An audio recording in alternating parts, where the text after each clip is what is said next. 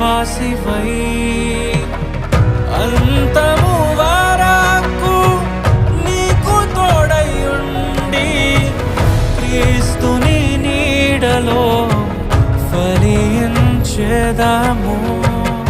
పరలోక సాక్షిగా నీ సన్నిధిలో నేను పరమాత్ముని కార్యముగా ఈ యాత్రను కొనసాగింతును. పరలోక సాక్షిగా నీ సన్నిధిలో నేను పరమాత్ముని కార్యముగా ఈ యాత్రను కొనసాగింతును.